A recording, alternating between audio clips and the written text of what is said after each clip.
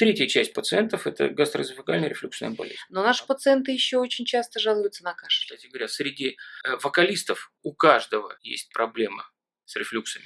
И вообще выясняет причину повышенного веса. И с этим вот всем они ложатся спать. Прекрасный антистрессовый фактор. Но ведь многие даже этого не делают. Добрый день, уважаемые слушатели и зрители радио Медиаметрикс, канал Медиадоктор. С вами в эфире Екатерина Осипенко и моя передача «Отоларингология» с доктором Осипенко. Она посвящена заболеваниям уха, горла и носа.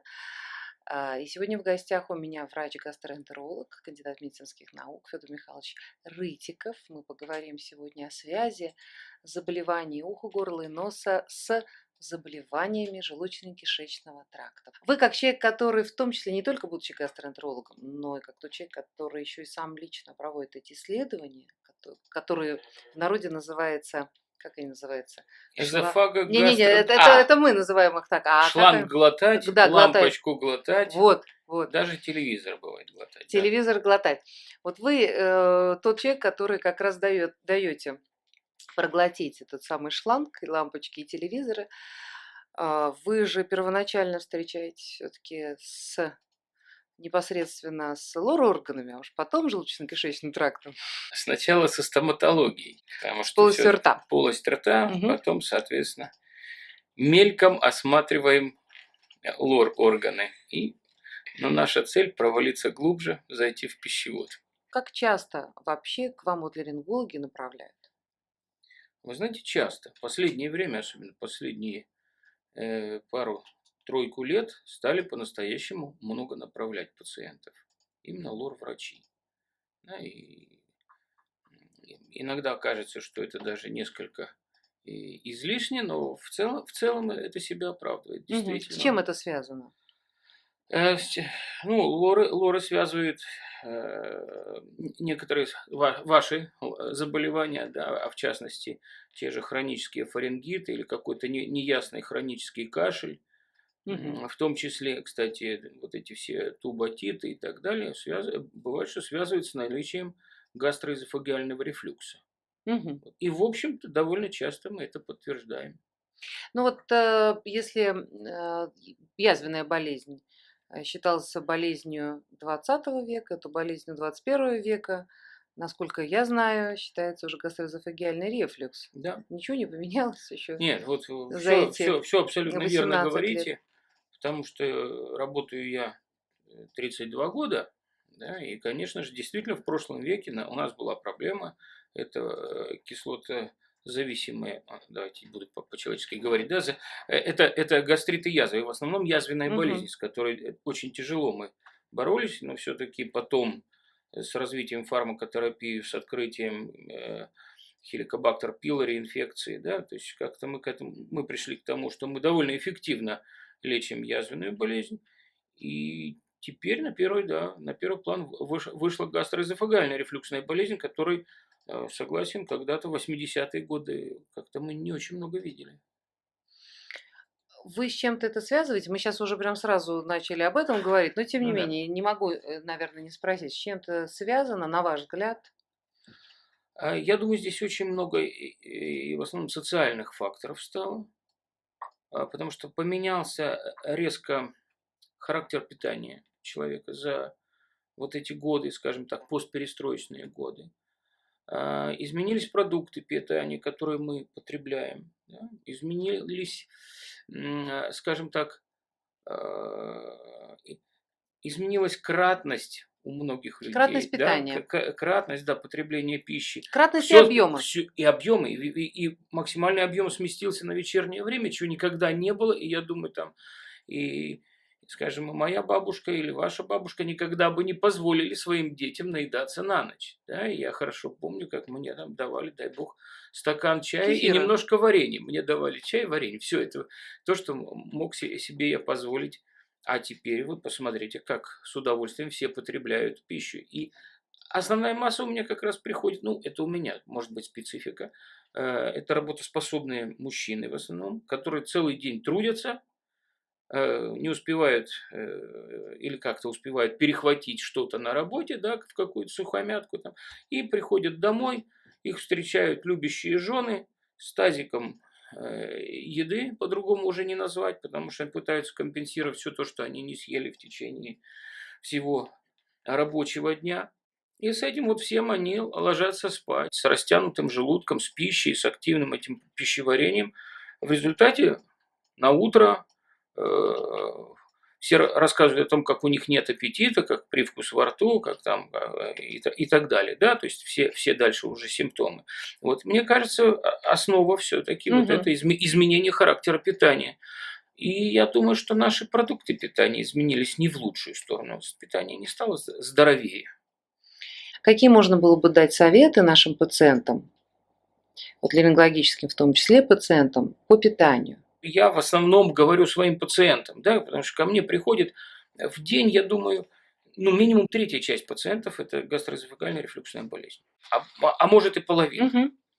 Вот говорю как есть, на амбулаторном приеме. Первая рекомендация – ни в коем случае не ешьте на ночь. Всем рекомендация – последний прием пищи за 4 часа до сна. Очень строго. Все рассказывают, я это не могу, да как же так, я голодный лягу. Да. Никто еще не помер от такого голода. Да, там от 12 часов голода. Ну, съешьте салат, в конце концов. Нет, ничего даже, не надо. Даже и салат нельзя. Не надо. Кефир-то можно? Люди рассказывают мне, у нас нет. Я говорю, съешьте все то, что вы хотели съесть на ночь, съешьте утром, пожалуйста. Мне говорят, у нас нет утреннего аппетита. Я всем говорю, ребята, прекращайте есть на ночь, и у вас спустя 2 недели, месяц появится нормальный, здоровый утренний. То есть его надо тоже тренировать, этот утренний аппетит? Ну, просто это нормально. Это нормально. Он должен проявиться, этот самый голод, потому что все гормоны там работают, гормон голода выделяется, команды в мозг поступают. То есть все нормально, просто не надо ложиться с полным Просто желудком. лучше лечь раньше, в конце концов, Да, если вам голодно. Да, именно так. Это все привыкается, это все отговорки. Тренируется. Когда мне рассказывают, что это невозможно. Возможно и прекрасно. Я вижу людей, которые силой воли себя заставляют многие рекомендации выполнить. Следующее. Частое дробное питание. То есть задача не переполнять желудок. Желудок – это, скажу такое слово, адаптивный орган. Он привыкает к тем объемам, которые в него человек закидывает. Да? И если мы будем его постоянно растягивать, он растянут, и он действительно, у него начинаются проблемы с эвакуацией, проблемы с перистальтикой и так далее, вот, что приводит в конечном итоге в том числе к рефлюксу. И второе – это дробное питание. Приучить себя кушать 5 раз в сутки. Ну, хотя бы 3, но ведь многие даже этого не делают. Да? Далее. Не пить газированные напитки, которые тоже растягивают желудок. То есть у нас рекомендация простая. Не растягиваем желудок ничем и не давим на него снаружи. Что растягивает желудок? Это потребление пищи большое и газировка. Что такое, что давит снаружи? Это брюшной пресс наш дорогой или тугие поясные ремни. Ну, ремни сейчас не очень затягивают, слава богу, мода на это прошла уже. Она когда-то была на тугие ремни, да? Модницы это любили. И действительно перетягивали себя как песочные часы. И это тоже было причиной рефлюкса. Хорошо, а вот те элементы одежды, которые были раньше, когда-то, 100 лет тому назад, вот это тоже способствовало? Конечно. То есть в этом смысле женщины освободились. Конечно. И вот эти... В здоровую сторону. Да, нынешняя мода, которая, может быть, вызывала несколько лет еще назад какой-то неприязни вопросы, когда все стали вдруг оголять пупки, свободную довольно-таки носить одежду, на самом деле там пользы больше. С физиологической точки зрения. Да. Ну и второй момент, что давит, в основном, это брюшной пресс. А брюшной пресс – это любой подъем тяжести, любой наклон резкий и так далее. Занятие, как ни странно, спортом или там фитнесом даже, да, это все может провоцировать рефлюксы. Поэтому самое главное еще знать, никогда с наполненным желудком не занимайтесь фитнесом, не занимайтесь трудом на своей плантации и так далее. Да? То есть для того, чтобы с полным желудком не провоцировать вот это вот как раз избыточное давление на наполненный желудок. Сколько он времени будет наполнен? Часа 2 хотя бы. Вот То есть нормальная не эвакуация час, как 2 говорилось, часа. Нет, 2 все-таки часа. 2 часа нормальная эвакуация. Если еще и отсутствуют какие-то нарушения эвакуаторные. Патологический Да. процесс. Вот это вот, скажем так, главные режимные, наверное, моменты. Теперь, если мы говорим о именно диете, да, ну, вы можете почитать там стол номер 5, который рекомендует. Самое главное, исключить те субстанции, которые способствуют развитию рефлюкса, расслабляют нижний пищеводный сфинктер, замедляют перистальтическую активность. Это в основном это животные жиры. То есть надо избавиться от потребления свинины и все, что ее содержит, а именно колбаса, колбасные изделия, да, сардельки, сосиски и пусть там пельмешки, пусть на них 300 раз будет написано докторские, не верить. Это все животные жиры, которые вредны, просто отказаться от этого, понимаете, перейти все-таки на постную говядину, телятину, на куриные грудки, на индюшатину, на кролика, на нежирные сорта мяса, Ну, понимаете? это не означает, что вообще навсегда, но можно иногда хотя бы. Нет, иногда все можно, только без фанатизма. У нас же, если доктор сказал хоть раз можно, то это уже 7 раз в неделю потом потребляется, да? Ну, 2 раза в месяц можно? Хорошо. Нашли компромисс. Потом, значит, животные жиры. Это действительно ограничиваем. Ограничиваем, соответственно, пищу жареную. Да? А вот эти, пардон, аэрогрили, которые вот сейчас есть, которые позволяют Ну, жирности это пойти, уже может хотя бы быть? как-то, да, это уже ближе к... Лучше, конечно, паровая вареная пища, но я понимаю, что современный человек, как это... Не готов. Не готов сейчас к здоровому питанию. Понимаете, когда-то действительно можно было вешать лозунг «Спокойно, щи да каша, пища наша», и он выполнялся, да, но теперь... Кстати, о щах и каше. Что, нельзя ли вернуться к кашам и к щам? Да прекрасно, только кто же это сделает, когда столько соблазнов, столько вкусной Но экстрактивной на пищи? самом деле, вкусная ли она и действительно ли она та самая пища, к которой мы должны стремиться? Потому что Нет, если конечно. человек по утрам ест кашу, да, это все-таки углеводы, которые низкоусвояемые, которые дадут нам энергию с одной стороны, с другой стороны нас накормят, Да, дадут ощущение и ощущение сытости, Да. заполнят нам желудок, опять-таки, да, и щи. Некоторые, ведь не некоторые, а конкретно в крестьянских семьях щи ели по утрам в том числе. Да. Хотя бы просто потому, что это было сытно, это было много, и можно было съесть. И горячая пища, которая И опять-таки теплая пища. согревала. Да. То есть это тоже как заменить, как вот я, например, с удовольствием ем по утрам суп и вообще радуюсь. Видите, вот все-таки какие-то традиции большого города здесь больше любят бутерброды с утра. И это ужасно на самом деле. И это вошло в привычку. Да, кстати, то же самое касается потребления кофе, чая. Это все Ой, сейчас мы наступим, наверное, на горло вообще всем. по Да, всей на горло вероятности. курева. Извините, это не диета, но все равно потребление табака. Что, допустим, хорошо, сейчас мы абстрагируемся от табака, но вот с кофе, который сейчас повсеместно, то есть даже те люди, которые, может быть, были достаточно равнодушны к этому напитку, ну, например, как я, но мы видим, когда уже кофе, по-моему, вылазит из всех щелей, нам его предлагают буквально из открытых окон. Каким образом-то кофе может повлиять? Причем кофе в больших достаточно дозировках идет. Может быть, самого кофе там и не так много, но объем кофе много. Кофеин, который может воздействовать как Кофеин раз. И в чае, и в кофе, Да. который будет тоже способствовать... Да, он тоже будет способствовать. Понимаете, сейчас появилось очень много... Вот давайте скажем честно, что войдешь в любой бизнес-центр, очень много пищевых точек, где предлагается кофе и выпечка. Да? То есть Взаимосвязь сразу. Да, сразу самые лучшие продукты, неблагополучные. которые можно придумать для того, чтобы вызвать рефлюксную болезнь. Понимаете? Не только, да, мы сейчас же не говорим о эстетических аспектах Нет, тела. самое доступное. Понятно, что это потом Да, в конечном да, итоге да. это выльется в лишний. Но это самое доступное. Это чашка кофе и что-то из... То есть тебя подталкивают уже конечно, к тому, чтобы... Конечно. Поэтому, так, мне кажется, поэтому так все и распространилось, что нет нормальной здоровой пищи. Потому что раньше вы заходили в любую, извините, рабочую столовку. И там было первое, второе, третье, и по доступной цене, и было время у людей на перерыв обеденный, да, и так далее. Сейчас все резко изменилось.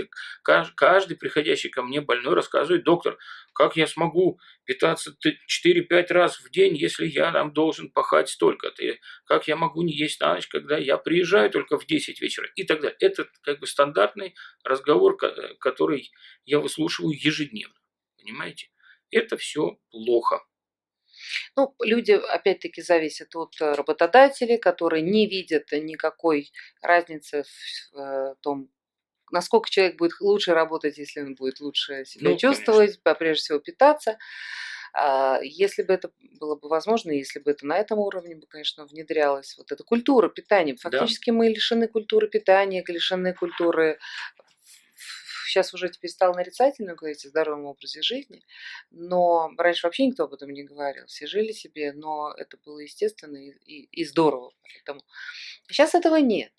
Ну, вы понимаете, вот я помню момент этот переходный, когда перестроечное время, да, и когда мне приходилось смотреть в основном тогда детей из разных регионов нашей страны, работая в НИИ педиатрии и детской хирургии Минздрава. Я очень интересная картинка была состояние здоровья в зависимости от регионов, как люди питаются. И вы знаете, вот в не самых лучших областях, как ни странно, там, где, казалось, есть дефицит питания, состояние здоровья детей зачастую было лучше, чем там, где благополучно. И самое плохое состояние было у детей, когда я пришел работать в президентский медицинский центр, да, где, видимо, все-таки элитные сорта рыбы и икры присутствовали в питании детей. И колбасных изделий Конечно, всевозможных. конечно. Понимаете, поэтому это однозначно произошел какой-то жуткий перекос в питании В технике человека. питания. Да, и в том числе техники. Там можно рассказывать о наследственных факторах и так далее. Это все понятно. Но вот то, что я вижу на лицо, значит, если мы говорим дальше о коррекции такой, до медикаментозной коррекции, да, этого состояния, то, конечно же, надо обратить внимание, что очень многие люди с лишним весом имеют гастроэзофагальную рефлюксную болезнь. И потому что лишний вес – это не просто ожирение там у тебя где-то там на ягодицах, животе там, да, и так далее, а это в первую очередь отложение этого самого жира внутри, в том числе внутри брюшной полости, в сальниках, да, и это все давит на желудок. Ожирение, которое действительно меняет давление, внутрибрюшное давление и способствует. То есть оно первично фактически. Да. И то же самое примерно, что и происходит, кстати, во время беременности, когда беременная матка увеличенно давит на желудок, и очень многие женщины беременные, соответственно, жалуются на изжоги жуткие, да, на вот эти вот все, на симптоматику. Но на самом деле это не болезнь в этот момент, просто как бы особенность физиологического особенность, состояния. но, к сожалению, она может и как бы перерасти, конечно, продолжится, если не будет коррекция какая-то должна быть в этот да. момент питания. Я должен сказать, что есть уникальные совершенно люди, которые умудряются очень грамотно потерять несколько десятков килограмм и привести себя в божеский вид не только снаружи, но и изнутри. И такое бывает, и я каждый раз рукоплещу этим людям, потому что это действительно волевые и что, желудок приходит в этот момент? Нет, конечно, с терапией все, с вот этими вот антирефлюксными режимными моментами, но действительно доводит себя до нормального состояния практически. То есть я это вижу, но это вопрос не месяца, это годы. Не месяца, и самое-то главное, что, как правило, мы сталкиваемся с такой проблемой, что люди хотят похудеть. Сейчас это будет, что хотят похудеть к пляжному сезону или какому-то празднику, ну или к Новому году, да, у нас два таких обязательных мотивирующих момента, это бикини и пляж, и, соответственно, Новый год. Вот сейчас женщины в процессе похудания. Скажите, пожалуйста, насколько в месяц возможно похудеть? Вы знаете, так, чтобы себя не замучить. Есть, конечно, великие достижения, но они очень чреваты и опасны осложнениями. То есть терять-то в месяц там больше 2-2,5 килограмм, пожалуй, не стоит. Да, потому что при большой потере веса начинаются самые разные обменные процессы, которые могут привести к массе осложнений, в том числе, кстати, к манифестированию той же желчекаменной болезни. Ага. Желчно-каменная болезнь может манифестировать, как ни странно, на фоне редукции веса такой, слишком активной. То есть это Когда? не просто, что ушел вес, и ты стал меньше весить, но еще и Нет. метаболизм меняется. Конечно, конечно. Ну а куда? Жирные кислоты, когда эти в огромном количестве. Тогда надо хотя бы нагружать себя физически, чтобы это все сгорало. А если люди нагружают себя физически в этот момент? Ну, вот. Там, правда, другие проблемы, Да, там уже да. вопросы. Поэтому я считаю, что надо без фанатизма 2 кило в месяц, 2,5, ну 3, не знаю, но максимально, да, и не мучить себя, потому что слишком много есть дальше проблем. Возникает. Ну, может быть, может и нет, не спорю. Но, тем не менее, это делается под контролем врача-диетолога, Лучше, да. который понимает прекрасно все эти заболевания, которыми человек отягощен, сам понимает, соответственно, специалистам направляет, и не только гастроэнтерологам, но и эндокринологам, безусловно. И вообще выясняет причину повышенного веса. Надо сказать, что мы сейчас немножко ушли от отоларингологии, вспомним, вернее, потом вернемся к этому, все-таки вспомним о тех причинах, которые, тех жалобах, с которыми мы сталкиваемся, как отоларингологи. Жалобы могут быть всевозможные, жалобы прежде всего длительно текущие, протекающие, вот эти процессы воспалительные, которые не снимаются ничем, это и частые насморки, и это частые, причем насморки, которые длительно текут, даже если нет отягощенные, нету аллергии у пациента, нет, допустим, какого-то инфекционного процесса вирусного происхождения или фарингит, ну вроде как все бы ничего, но почему-то эти фарингиты очень часто. Вот один болеет и болеет и болеет и болеет до бесконечности, другой не болеет. И это в том числе мы сейчас в последнее время уже стали связывать именно с патологией желудочно-кишечного тракта. И что греха таить? Если существует у человека рефлюкс, а надо все-таки пояснить нашим слушателям, что рефлюкс может быть внизу, добивать там до уровня пищевода, причем до его низших отделов, а есть рефлюкс, который выходит уже вне пищеводной полости и до ушей. И вот даже у детишек, у маленьких детишек могут быть опосредованные с рефлюксом отиты, и это не должно никого удивлять, потому что это так оно и есть. Это такая практика, именно у детей в том числе мы исключаем прежде всего гастроэзофагеальный рефлюкс, потому что у детей, к сожалению, эта патология тоже, так же, как и у их родителей, имеет место быть и, по всей вероятности, сейчас максимально распространяется, насколько это возможно. И что тоже, собственно говоря, связано с тем, что социальные условия диктуют формирование данной патологии. Но наши пациенты еще очень часто жалуются на кашель. И вот здесь мы, как отоларингологи, вынуждены проводить дознание, с чем это связано, с нашими ли, действительно, с нашей ли патологией отоларингологической, или это все-таки уже патологии нижних дыхательных путей, тогда пульмонологи в процесс внедряются.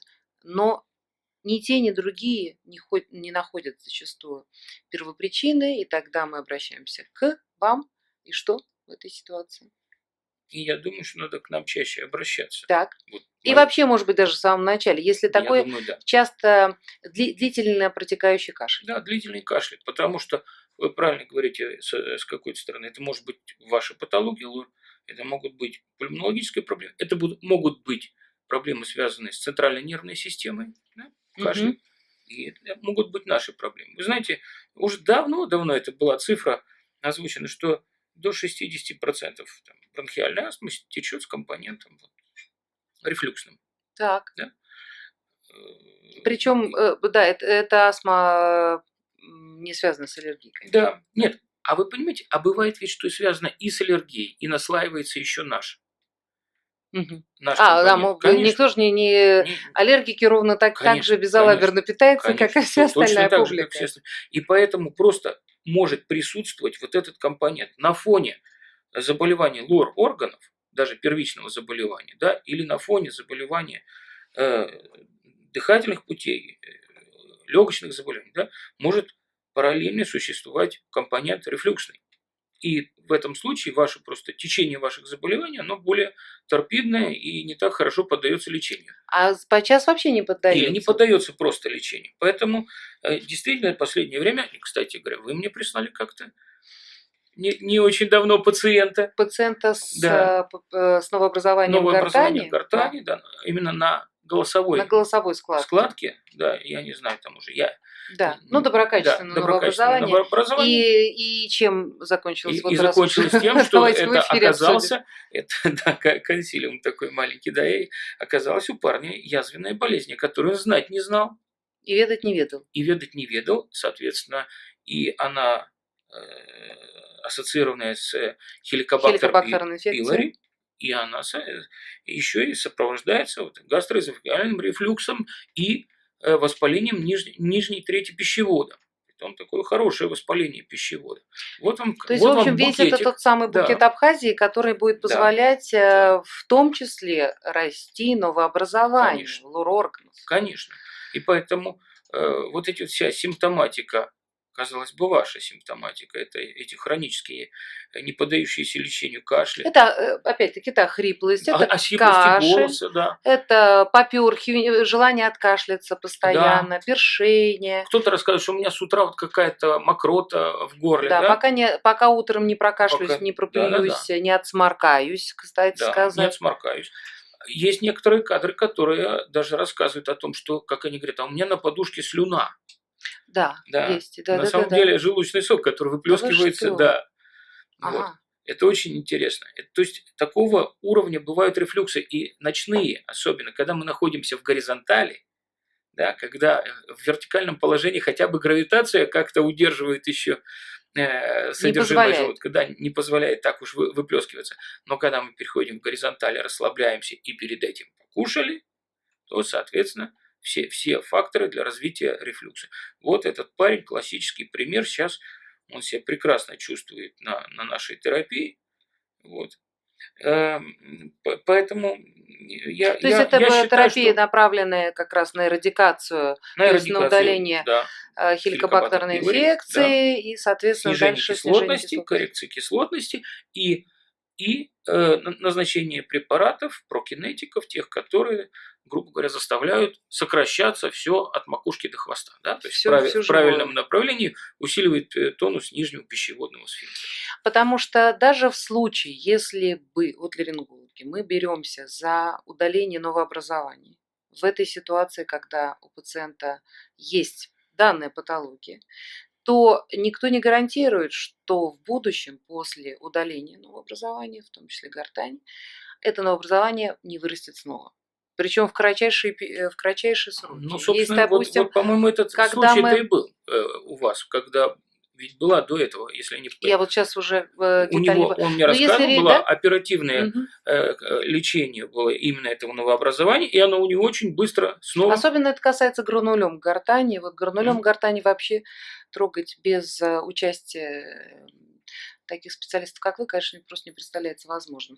Вопрос небольшой. Вот, например, нас уже, смотрю, слушают наши грузинские друзья, которые любят покушать, естественно, по вечерам, и грузинские застолья, вообще кавказские застолья. Как у них быть? Как с ними быть? Они нормально себя чувствуют вообще, в принципе? Они же употребляют много вина, и все в объеме. Опять, не знаю насчет свинины, но тем не менее. Ну, во-первых, я, к сожалению, не знаю статистику гастроэзофагеальной рефлюксной болезни по Грузии, но думаю, что она там есть. Коллеги по Грузии. Да. Ирина Коцарава, приведите нам пример, пожалуйста, статистику гастроэзофагеальной рефлюксной болезни. Потому что в популяции это от 10 до 30% может быть. И мы с вами поговорили про бронхиальную астму, которая бывает, кстати, которая тоже опосредованно случается с нашими пациентами, опять-таки, или они приходят с бронхиальной астмой к нам на прием, и мы у них также находим еще патологию и носа, и горла, который тоже тяжело поддается коррекции. То есть это вообще такой клубок, который достаточно сложно разматывается, потому что это и нижние дыхательные пути, это верхние дыхательные пути, это желудочно-кишечный тракт. Стоматология. и стоматологию. Да. Все И, начинается с да. зубов. Что заставляет людей кушать в таком объеме? Почему людям хочется кушать? Ну ладно, они не поели, но почему такая любовь к пище? Ну, ведь это прекрасный антистрессовый фактор. Все мы Так, любим прекрасно ли? покушать. А что вы считаете, что наиболее является самым лучшим антистрессовым действием, фактором? Здесь, ну, это хороший отдых, настроение. Так, Я думаю, может быть, в Грузии все хорошо, потому что у них потому хорошая что обстановка, добрые люди, вкусное вино и пища. и Понимаете, и это... много песни. Да, и много песен, это И тоже вот тут мы пришли уже к песне, и я думаю, что большинство тех людей, которые знают Федора Михайловича, просто Федора Рытикова, вспоминают о нем, знают его и продолжают его узнавать как концертирующего певца, как человека, который, наверное, был сколько? 2 года. 2 года первый выпуск и второй выпуск на телевизионном шоу «Голос». И дошел до достаточно серьезных, да, серьезных. Нет, Где был? наоборот, Как это я, несерьезно? конечно, несерьезно. Там просто почему-то, как это, Первый канал меня полюбил и очень часто показывал, а так ничего особенного, да. Но все равно это было не только слепое прослушивание, это было и выше. Так вот, Федор обладает потрясающим совершенно тенором и поет, и прекрасно сочетает свою гастроэнтерологическую деятельность врачебную с деятельностью концертной. Я думаю, что многие из вас, кто захочет сейчас насладиться его, а действительно это так, можно насладиться. Я думаю, что посмотрят в интернете и увидят, как наш Федор Михайлович поет потрясающие песни. А не так давно я наблюдала, как он поет еще песни из репертуара Палат Бюльбюль-Аглы и Рашида многие, и Бейбутова, Рашида Бейбутова, и и очень, очень красиво. Я хочу сказать, что я в тот момент не могла во время концерта это сказать, но я хочу сказать, что сейчас уже, что мне это доставило большое-большое удовольствие. спасибо. И делает это он на высоком профессиональном уровне. И вы никогда не скажете, что это доктор. Ну ладно, ладно, доктор-то настоящий.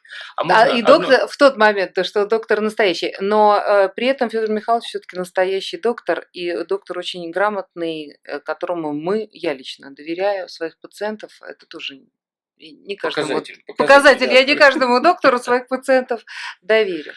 Спасибо огромное. Вы что-то еще хотели Да, я сказать? хотел сказать два момента. Первое, что, кстати говоря, среди вокалистов у каждого есть проблема с рефлюксами. То ли образ Это жизни. тема нашей следующей Да, передачи. это отдельно, наверное, стоит об этом поговорить. И еще один момент. Я хочу, конечно же, всем слушателям пожелать здоровья, как доктор, это я обязан просто сделать. И второе, сказать, не бойтесь ходить на гастроскопию. Это не страшно. Это очень надо, это себя окупает потом. Зато не боишься после этого. Ты лучше попади в руки нормального врача, Да. вылечись и знай, что с тобой все хорошо. Спасибо огромное, что вот такие слова сейчас были произнесены, уважаемые слушатели и зрители. Благодарим вас за то, что вы были сегодня с нами в эфире. Отоларингология с доктором Осипенко. Не бойтесь ходить на гастроскопию. Это достаточно быстро. Да, я думаю, что 2-3 минуты. И золотой ключик у вас в кармане. И в том числе, особенно, когда вы в руках такого специалиста, который и сам вам сделает гастроскопию, и при этом еще потом будет вас лечить.